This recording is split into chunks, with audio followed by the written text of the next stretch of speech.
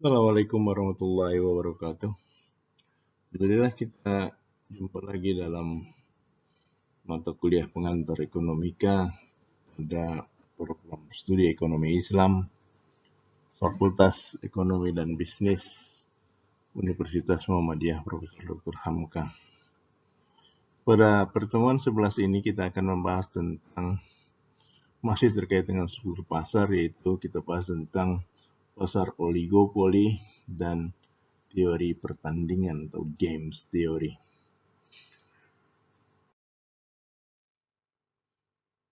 Pokok bahasannya akan mencakup pasar monopoli dan persaingan sempurna. Oligopoli itu ada di antaranya. Kemudian memahami penetapan harga pasar pada pasar oligopoli dan mengetahui tentang teori permainan dan ilmu ekonomi kerjasama. Antara monopoli dan persaingan sempurna. Istilah oligopoli berasal dari bahasa Yunani, oligos, polein, yang berarti yang menjual sedikit. Jumlah penjual dalam pasar ini tidak banyak, dapat dikatakan antara 10 sampai 20 penjual.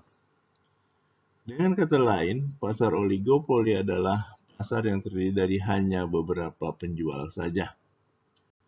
Kemudian ada yang mengungkapkan bahwa pasar oligopoli adalah satu pasar di mana penawaran satu jenis barang dikuasai oleh beberapa perusahaan saja.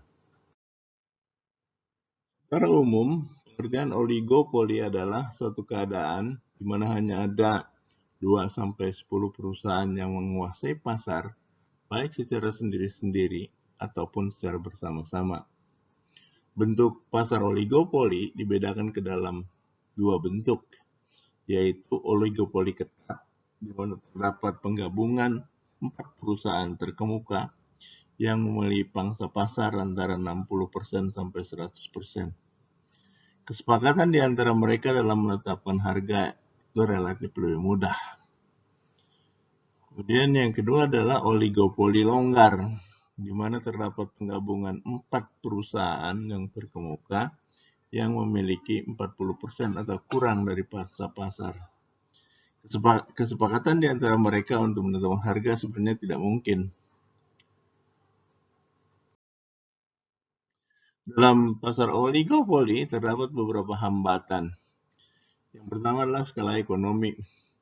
Skala ekonomi yang dinikmati oleh perusahaan-perusahaan yang terdapat dalam pasar oligopoli dapat menjadi penghambat yang sangat penting pada perusahaan baru atau yang ada untuk masuk ke dalam industri. Apabila perusahaan oligopoli dapat menikmati skala ekonomi sehingga tingkat produksi yang sangat besar, ini berarti semakin banyak produksinya, semakin rendah biaya produksi per unitnya. Perbedaan biaya produksi. Biaya produksi per unit yang berbeda sebagai akibat dari tingkat produksi yang berbeda. Samping itu, biaya produksi dapat pula berbeda pada tingkat produksi yang sama. Biasanya pada setiap tingkat produksi, biaya produksi per unit yang harus dikeluarkan perusahaan yang baru adalah lebih tinggi dari yang dikeluarkan oleh perusahaan lama. Sifat produksi yang mempunyai keistimewaan yang sukar diimbangi oleh perusahaan lain. Kelebihan pasar oligopoli. Memberi kebebasan memilih bagi pembeli, mampu melakukan penelitian dan pengembangan produk, lebih memperhatikan kepuasan konsumen karena adanya persaingan penjual, adanya penerapan teknologi baru. Kelemahan pasar oligopoli menciptakan ketimpangan distribusi pendapatan, harga yang stabil dan terlalu tinggi bisa mendorong timbulnya inflasi, bisa timbul pemborosan biaya produksi apabila ada kerjasama antar oligopolis karena semangat bersaing kurang. Bisa timbul eksploitasi terhadap pembeli dan pemilik faktor produksi. Sulit ditembus oleh perusahaan baru, bisa berkembang ke arah monopoli. Kalau oligopoli bersatu itu jadi monopoli. Penetapan harga pada pasar oligopoli. Pada pasar oligopoli, perubahan harga oleh salah satu anggota oligopoli akan menimbulkan reaksi dari anggota-anggota yang lain. Karena jika terjadi suatu perubahan harga, maka seorang penjual akan dapat kehilangan pasarnya.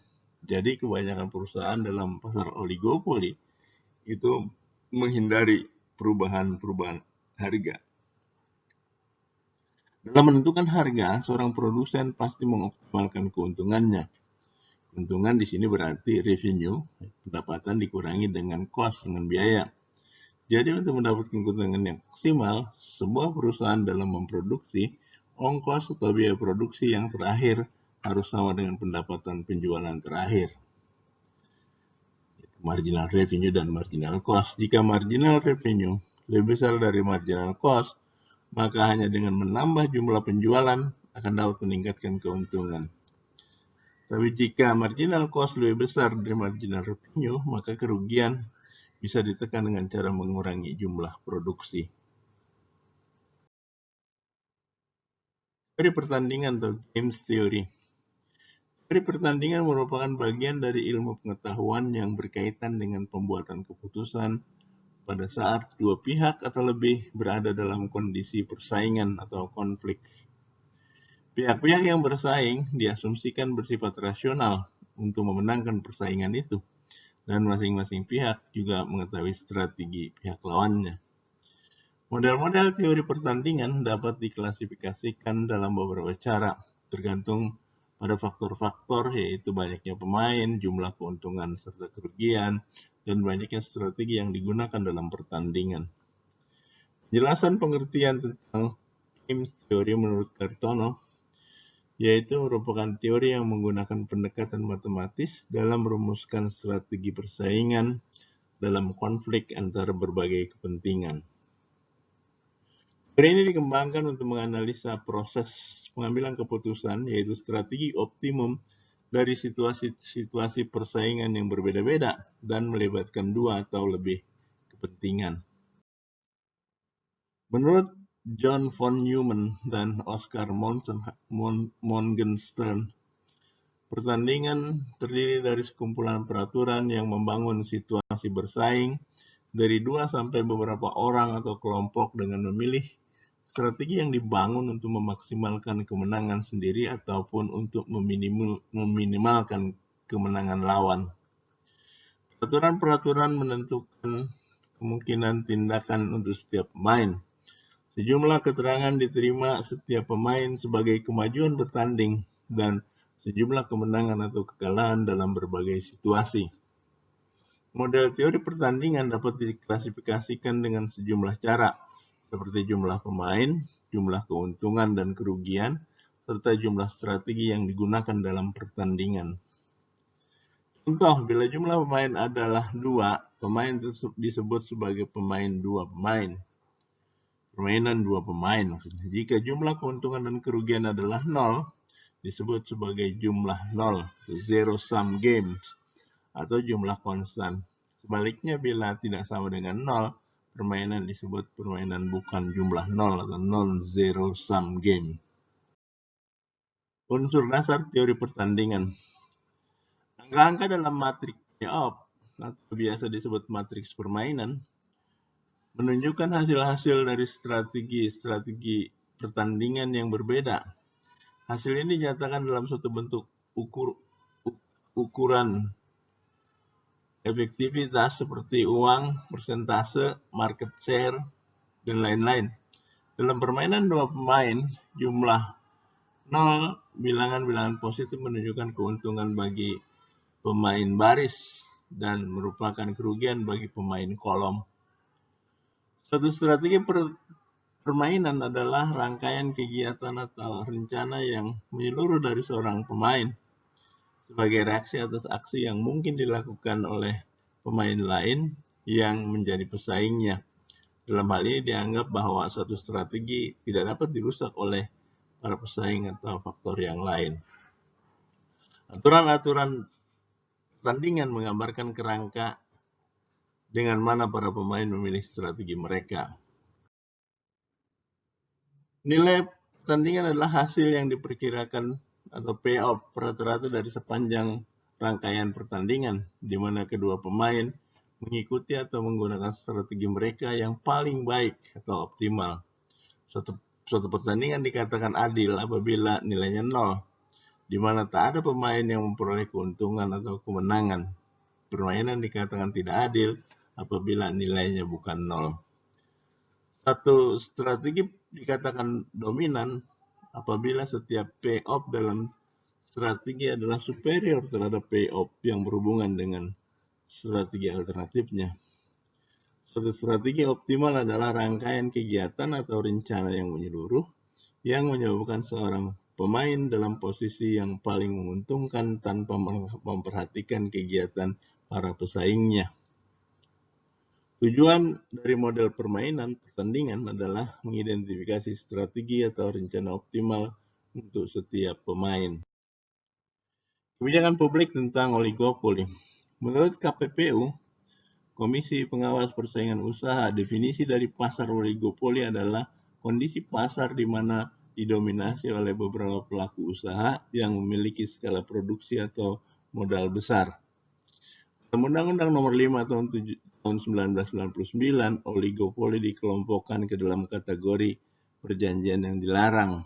Pada umumnya, oligopoli terjadi melalui keterkaitan reaksi khususnya pada barang-barang yang bersifat homogen atau identik dengan kartel, sehingga ketentuan yang mengatur mengenai oligopoli ini digabung dengan ketentuan yang mengatur mengenai kartel.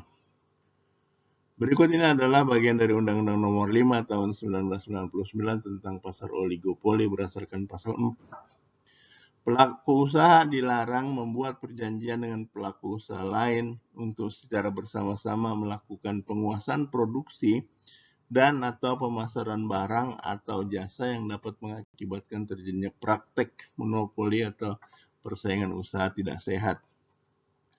Pelaku usaha patut diduga atau dianggap secara bersama-sama.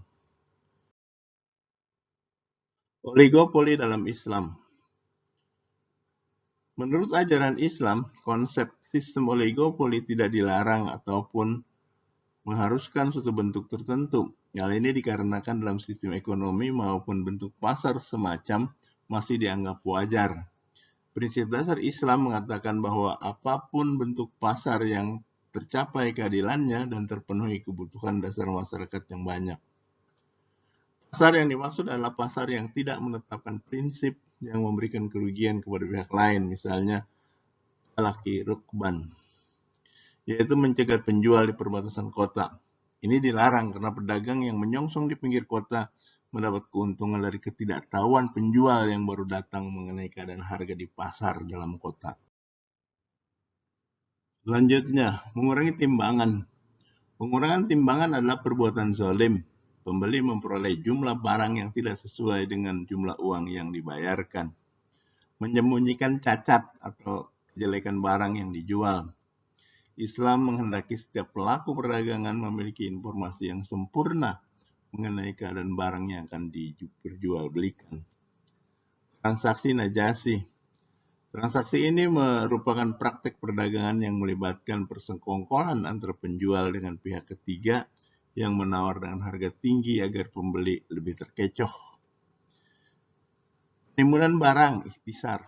Menimbun barang dengan maksud memperoleh keuntungan dari kenaikan harga menyebabkan jumlah barang yang tersedia di pasar menjadi berkurang dan masyarakat harus membayar lebih tinggi dari seharusnya.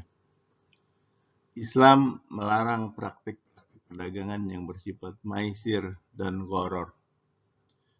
Demikian kira bahasan kita tentang pasar oligopoli dan dikaitkan dengan teori pertandingan atau games teori. Kita bahas minggu depan tentang distorsi pasar. Satu keadaan di mana mekanisme pasar tidak bekerja secara sempurna, sehingga itu akan merugikan baik konsumen maupun produsen. Terima kasih. Assalamualaikum warahmatullahi wabarakatuh.